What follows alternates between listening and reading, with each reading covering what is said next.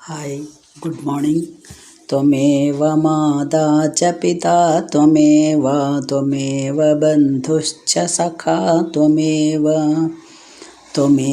विद्या द्रविणं त्वमेव सर्वं मम देवदेव।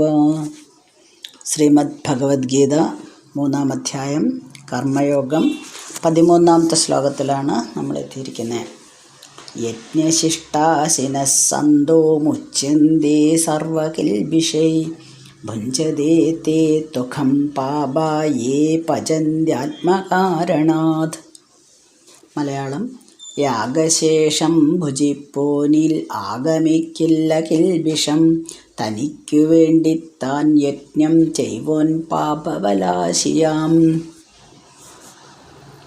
യജ്ഞശിഷ്ടാശിനഃ സന്തഃ, യജ്ഞശിഷ്ടം ഭുജിക്കുന്ന സജ്ജനങ്ങൾ, സർവകൽബിഷൈഹി മുച്യന്തെ, എല്ലാ പാപങ്ങളിൽ നിന്നും മോചിതരാക്കപ്പെടുന്നു. യേ ആത്മകാരണാത് പചന്തി, ആരാണോ തങ്ങൾക്ക് വേണ്ടി മാത്രം ചെയ്യുന്നത്, കർമ്മങ്ങൾ ചെയ്യുന്നത്, തേ പാപാഹാതു, ആ പാപികൾ, അഘം ഭുഞ്ജതേ, പാപം തന്നെ തിന്നുന്നു. കഴിഞ്ഞ ശ്ലോകത്തിൽ പറഞ്ഞു, നമ്മൾ എന്ത് കാര്യം ചെയ്യുകയാണെങ്കിലും അത് യജ്ഞഭാവേന ചെയ്യണം. അങ്ങനെ ചെയ്യാത്തവരെ മോഷ്ടാക്കളെന്നാണ് വിളിച്ചിട്ടുണ്ടായിരുന്നത്. അപ്പോൾ ആത്മാർത്ഥമായി യജ്ഞഭാവത്തോടെ കഠിന പ്രയത്നം ചെയ്ത് അതിൻ്റെ യജ്ഞശിഷ്ടം ഭുജിക്കുന്ന സജ്ജനങ്ങൾ എല്ലാ പാപങ്ങളിൽ നിന്നും മോചിതരാകുന്നു. യജ്ഞശിഷ്ടം ഭുജിക്കുക എന്ന് പറയുമ്പോൾ നമ്മൾ യജ്ഞഭാവത്തിലുള്ള കർമ്മങ്ങൾ ചെയ്യുമ്പോൾ അതിൽ നിന്ന് ഒരു ഫലം എന്ന് പറഞ്ഞാൽ ആനന്ദമാണ് ഇവിടെ ഉദ്ദേശിക്കുന്നത്. പരമാനന്ദം നമുക്ക് തന്നെ തോന്നും. നമ്മൾ ചെയ്ത മറ്റുള്ളവർക്ക് വേണ്ടി കർമ്മങ്ങൾ ചെയ്യുന്നു, യജ്ഞഭാവത്തിലാണ്, എല്ലാം ഭഗവാനിൽ സമർപ്പിച്ചാണ് നമ്മൾ കർമ്മങ്ങൾ ചെയ്യുന്നത്. അപ്പോൾ അതിൻ്റെ ഒരു ഫലം ഒരു ആനന്ദമായിരിക്കും. ആ പരമാനന്ദത്തിനെയാണ് നമ്മളിവിടെ ഫലം എന്ന് പറയുന്നത്. അങ്ങനെയുള്ളവർ എല്ലാ പാപങ്ങളിൽ നിന്നും മോചിതരാകുന്നു. ഇത് പലതരത്തിലും വരാം. ഈ യജ്ഞഭാവേന ചെയ്യുന്ന കർമ്മങ്ങൾ എന്ന് പറയുന്നത് ഏത് തരത്തിൽ വേണമെങ്കിൽ നമുക്ക് മറ്റുള്ളവരെ സഹായിക്കാൻ ചാൻസ് കിട്ടുമ്പോൾ അത് നമുക്ക് ഉപയോഗപ്പെടുത്താം. എന്തൊക്കെ തരത്തിൽ വേണമെങ്കിലും ചെയ്യാം.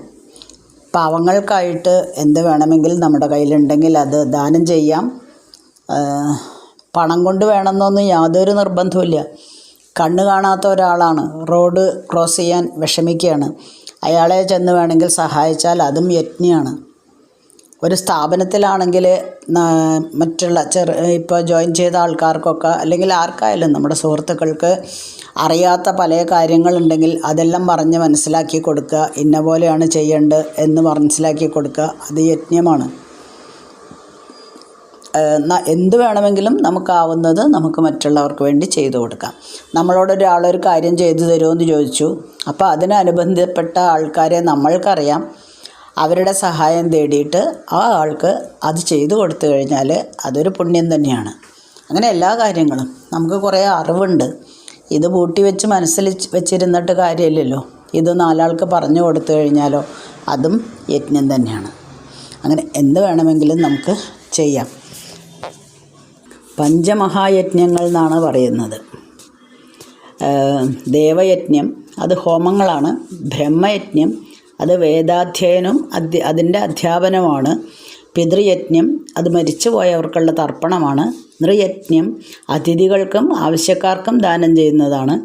ഭൂതയജ്ഞം മൃഗങ്ങളെയും മറ്റു പക്ഷികളെയൊക്കെ സംരക്ഷിക്കുക.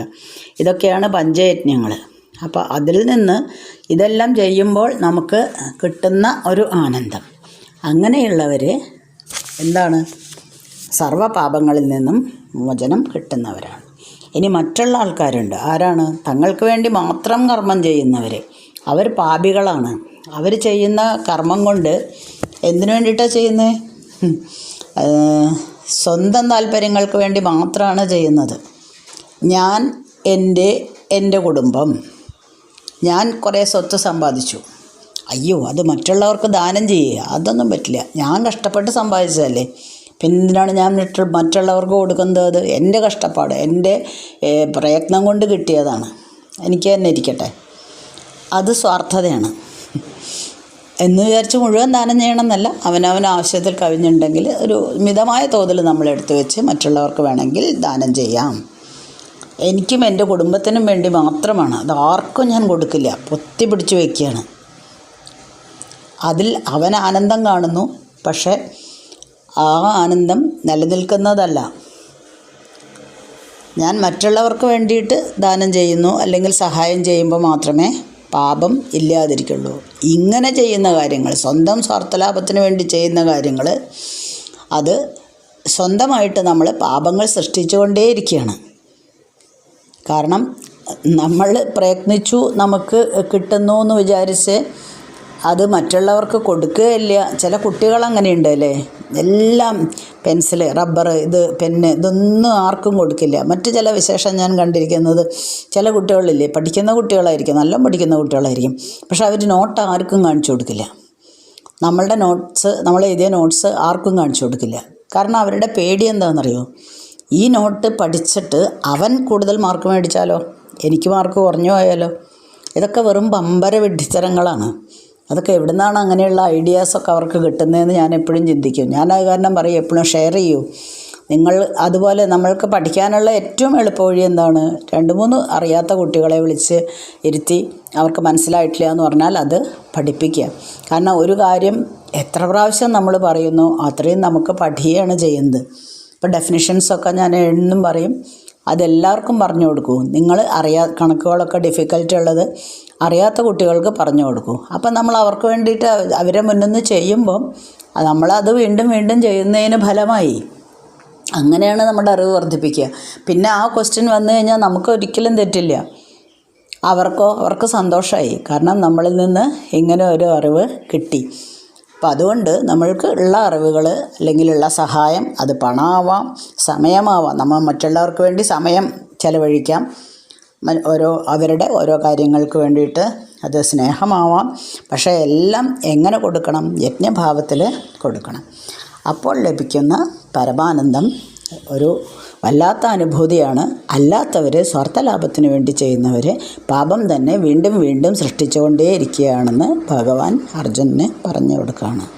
ഇനി 14-ാമത്തെയും 15-ാമത്തെ ശ്ലോകം ഒരുമിച്ചാണ് അന്വയം വരുന്നത്. അങ്ങനെ വായിക്കാം. അന്നാദ് ഭവന്തി ഭൂതാനി പർജന്യാദന്ന സംഭവ യജ്ഞാദ് ഭവതി പർജന്യോ യജ്ഞകർമ്മ സമുദ്ഭവ കർമ്മബ്രഹ്മോദ്ഭവം വിധി ബ്രഹ്മാക്ഷരസമുദ്ഭവം തസ്മാത് സർവഗതം ബ്രഹ്മ നിത്യം യജ്ഞേ പ്രതിഷ്ഠിതം. അന്നത്തിൽ നിന്നു ജീവൻ താൻ, അന്നം മേഘത്തിൽ നിന്നു മാം, മേഘം യാഗത്തിൽ നിന്നല്ലോ, യാഗം കർമ്മസമുദ്ഭവം, കർമ്മം വേദത്തിൽ നിന്നത്രേ, വേദമീശ്വര സംഭവം, എല്ലായിടവും നിലകൊള്ളും ഈശ്വരൻ യജ്ഞമൂർത്തിയാം. വളരെ സിമ്പിളായിട്ടാണ് അച്ഛനത് എഴുതിയിരിക്കുന്നത്. അന്നത്തിൽ നിന്ന് ജീവൻ ഉണ്ടാവുന്നു, മേഘത്തിൽ നിന്ന് അന്നം മേഘത്തിൽ നിന്നുണ്ടാവുന്നു, മേഘം യാഗത്തിൽ നിന്ന്, യാഗം കർമ്മത്തിൽ നിന്ന്, കർമ്മം വേദത്തിൽ നിന്ന്, വേദം ഈശ്വര സംഭവമാണ്. അപ്പോൾ ഈശ്വരൻ യജ്ഞമൂർത്തിയാണ്. ഒരു സൈക്കിളാണത്, ലൈഫ് സൈക്കിൾ എന്നൊക്കെ പറയണ മാതിരി ഒരു സൈക്കിളാണ്. നമ്മൾ കാർബൺ സൈക്കിള്, ഓക്സിജൻ സൈക്കിള്, പല നൈട്രജൻ സൈക്കിള്, ഇതൊക്കെ സയൻസിൽ പഠിച്ചിട്ടുണ്ട്. അതേപോലെ ഒരു സൈക്കിളാണ്. പദാർത്ഥത്തിൽ അന്നത്തിൽ നിന്നാണ് ജീവൻ ഉണ്ടാകുന്നത്. പദാർത്ഥങ്ങളെ ആഹരിക്കാനും പോഷിപ്പിക്കാനും വേണ്ടിയിട്ട് മഴ ആവശ്യമാണ്. മഴയുണ്ടാവുന്നത് യജ്ഞത്തിൽ നിന്നാണ്. യജ്ഞം കർമ്മത്തിൽ നിന്നുണ്ടാവുന്നു, കർമ്മം ബ്രഹ്മാവിൽ നിന്നുണ്ടാവുന്നു.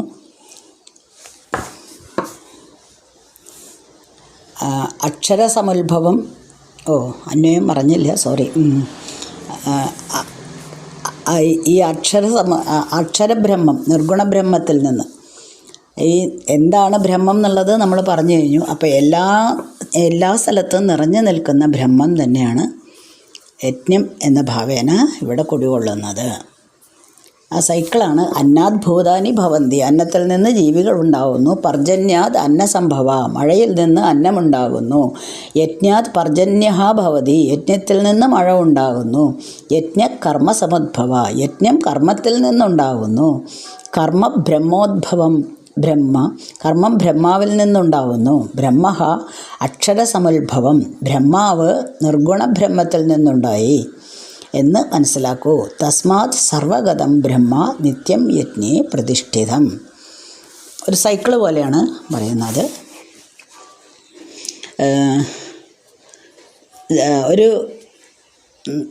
നമ്മൾ മനുഷ്യൻ സസ്യാഹാരികളോ ആണല്ലോ സാധാരണയായിട്ട്. അപ്പോൾ നമ്മൾ സസ്യങ്ങളിൽ നിന്ന് അല്ലെങ്കിൽ സസ്യങ്ങളിൽ നിന്നുണ്ടാക്കുന്ന നെല്ല്, ചോറ്, അരി അല്ലേ, ഇതെല്ലാം അങ്ങനെയാണ് നമ്മൾ ആഹാരം ആയിട്ട് സസ്യങ്ങളെയാണ് ഡിപ്പെൻഡ് ചെയ്യുന്നത്.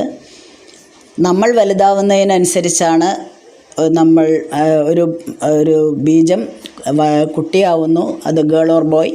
പിന്നീട് അതിൽ നിന്ന് വലുതാവുമ്പോൾ ഒരു പുരുഷനോ സ്ത്രീയോ ആവുന്നു. അപ്പോൾ പുരുഷൻ്റെ സ്പേമും സ്ത്രീയുടെ എഗ്ഗും കമ്പൈൻ ചെയ്തിട്ട് സൈഗോട്ട് ഉണ്ടാവുന്നു.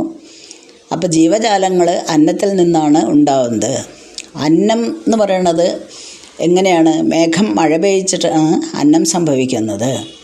അപ്പം മേഘങ്ങൾ അവിടെ യജ്ഞരൂപത്തിലുള്ള പ്രവൃത്തികളാണ് ചെയ്യുന്നത്. എല്ലാവരും യജ്ഞരൂപത്തിലുള്ള പ്രവൃത്തികളാണ് ചെയ്യുന്നത്. മഴ പെയ്യ്ക്കാൻ വേണ്ടിയിട്ട് നമ്മൾ ചിലപ്പോൾ യാഗങ്ങളൊക്കെ നടത്താറുണ്ടല്ലേ, അത് ലോക നന്മയ്ക്കും കൂടെ വേണ്ടിയിട്ടാണ്. അത് യജ്ഞമാണ്. സൂര്യൻ ആവശ്യമാണ്. സസ്യങ്ങൾക്ക് ഭക്ഷണം പാകം ചെയ്യാൻ സൂര്യൻ ആവശ്യമാണ്. വെള്ളം, സൂര്യൻ എങ്ങനെയാണ് മഴ പെയ്യ്ക്കുന്നത്? കടലിൽ നിന്നും മറ്റ് ജലസ്രോതസ്സുകളിൽ നിന്നൊക്കെയുള്ള വെള്ളം കാറ്റ് മൂലം അല്ലെങ്കിൽ ചൂട് മൂലം നീരാവിയാവുന്നു, കാർമേഘങ്ങളുണ്ടാവുന്നു, വീണ്ടും അത് മഴയായിട്ട് പതിക്കുന്നു. അപ്പോൾ ഇവിടെ സൂര്യനുണ്ട്, വെള്ളമുണ്ട്, കാറ്റുണ്ട്, ആകാശമുണ്ട്. ഇവരെല്ലാവരും അവരവരുടെ കർമ്മങ്ങൾ ചെയ്തുകൊണ്ടേയിരിക്കുകയാണ്. അപ്പോൾ യജ്ഞം കർമ്മത്തിൽ നിന്നുണ്ടാവുന്നു. അത് ബാഹ്യമാവാം, ആന്തരികമാവാം. കർമ്മമുണ്ടാവുന്നത് ബ്രഹ്മത്തിൽ നിന്ന്, ഒരു പ്രപഞ്ച മനസ്സിൻ്റെ പ്രേരണയാലാണ് ഇതുണ്ടാവുന്നത്. അതിനെ ക്ഷരബ്രഹ്മം എന്നാണ് പറയുന്നത്. ഇനി ക്ഷരബ്രഹ്മം ഉണ്ടാവുന്നത് നിർഗുണ ബ്രഹ്മത്തിൽ നിന്നാണ്, അക്ഷരബ്രഹ്മം. അപ്പോൾ സർവ ചരാചരങ്ങൾക്കും കാരണഭൂതൻ പരബ്രഹ്മമായതുകൊണ്ട് ഈ ബ്രഹ്മവും യജ്ഞഭാവത്തിൽ തന്നെയാണ് നിലകൊള്ളുന്നത്. എല്ലാവരും അവരവരുടെ സ്വധർമ്മങ്ങൾ അനുഷ്ഠിച്ചുകൊണ്ട് യജ്ഞഭാവത്തിലാണ് ചെയ്യുന്നത്. അതുകൊണ്ട് പരസ്പര പൂരകങ്ങളാണ് എല്ലാവരും. അവർ നിലനിന്നാലേ നമ്മൾ നിലനിൽക്കുന്നുള്ളൂ. അപ്പോൾ നമ്മുടെ നിലനിൽപ്പിന് ഇവരെല്ലാവരും അത്യാവശ്യമാണ്. അപ്പോൾ അന്നം ജീവനുണ്ടാക്കുന്നു. അത് സസ്യങ്ങൾക്ക് മഴയിൽ നിന്ന് മഴയും വെയിലും രണ്ടും സസ്യങ്ങൾക്ക് അത്യാവശ്യമാണ്. മഴയുണ്ടാവുന്നത് യജ്ഞത്തിൽ നിന്നാണ്, യജ്ഞം കർമ്മത്തിൽ നിന്നാണ്. പിന്നെ ക്ഷരബ്രഹ്മം, അക്ഷരബ്രഹ്മം. അപ്പോൾ പ്രപഞ്ചത്തിൻ്റെ നിലനിൽപ്പ് യജ്ഞമാണ് എന്ന് ഭഗവാൻ ഇവിടെ ഉറപ്പിച്ച് പറയുകയാണ് ചെയ്യുന്നത്. ഒരു കർമ്മചക്രമാണിത്. അതിൽ ഈശ്വരൻ വരെ ഉണ്ട് എന്നുള്ളതാണ് നമുക്ക് കാണിച്ചു തരുന്നത്. യജ്ഞഭാവേന യജ്ഞഭാവം എന്ന് പറയണത് ഈശ്വരനിൽ നിന്ന് തന്നെ വന്നതാണ്. അപ്പോൾ ലോക നന്മയ്ക്കായിട്ട് അർപ്പണഭാവത്തോട് ചെയ്യുന്ന എല്ലാ പ്രവൃത്തികളും എപ്പോഴും ആരെയാണ് കേന്ദ്രമാക്കുന്നത്? സാക്ഷാൽ ഭഗവാനെ തന്നെയാണ് കേന്ദ്രമാക്കുന്നത്. ഈ കർമ്മചക്രം അനുസരിച്ച് പ്രവർത്തിക്കുന്നവൻ എപ്പോഴും സ്വധർമ്മ അനുഷ്ഠാനം വളരെ വൃത്തിയായിട്ട് ചെയ്യുന്നു. നമ്മൾ എല്ലാ പ്രവൃത്തികളും യജ്ഞഭാവേന ചെയ്യണം എന്നുള്ളത് ഒന്നും കൂടെ ഉറപ്പിക്കുകയാണ്. കർമ്മം ചെയ്യണം എന്നുള്ളതാണല്ലോ ഉപദേശിക്കുന്നത്. അപ്പം നീ കർമ്മം എന്തിനാണ് ചെയ്യുന്നത് എന്നാണ് അർജുനൻ്റെ സംശയം ഉണ്ടായിരുന്നത്. അപ്പം കർമ്മം ചെയ്യുന്നതിൻ്റെ വിവിധ കാരണങ്ങൾ ഓരോരോ ഉദാഹരണ സഹിതം ഭഗവാൻ ഇവിടെ ഉറപ്പിച്ച് പറഞ്ഞു കൊടുക്കുകയാണ് അർജുനന്. ഓക്കെ, അർജുനൻ ഇതിൽ നിന്നെല്ലാം തത്വങ്ങൾ ഉൾക്കൊണ്ട് എന്തെങ്കിലും മാറ്റം വരും എന്നുള്ളതാണ് ഭഗവാൻ ഉദ്ദേശിക്കുന്നത്. കാരണം അർജുനൻ്റെ വിഷാദമൊക്കെ കുറച്ച് മാറി ഉപദേശം കേൾക്കാമെന്നുള്ള നിലയായി. ഉപദേശം കേട്ടു, അതിൽ നിന്ന് ചോദ്യങ്ങൾ ഉന്നയിക്കാൻ തുടങ്ങി, സംശയങ്ങൾ ഉന്നയിക്കാൻ തുടങ്ങി. അതെല്ലാം വളരെ കൃത്യമായിട്ടുള്ള മറുപടിയാണ് കിട്ടുന്നത്. അപ്പോൾ അവിടെ യാതൊരു പഴുതും കിട്ടുന്നില്ല അർജുനന്. രക്ഷപ്പെടാൻ യാതൊരു പഴുതും കിട്ടുന്നില്ല. കാരണം എല്ലാറ്റിനും വളരെ വ്യക്തവും ക്ലിയറും ആയിട്ടുള്ള ഉത്തരങ്ങളാണ് ഭഗവാൻ കൊടുക്കുന്നത്. വീണ്ടും കർമ്മം ചെയ്യുന്നത് എന്തിനാണെന്ന് വിവരിക്കുകയാണ് 16-ാമത്തെ ശ്ലോകത്തിൽ.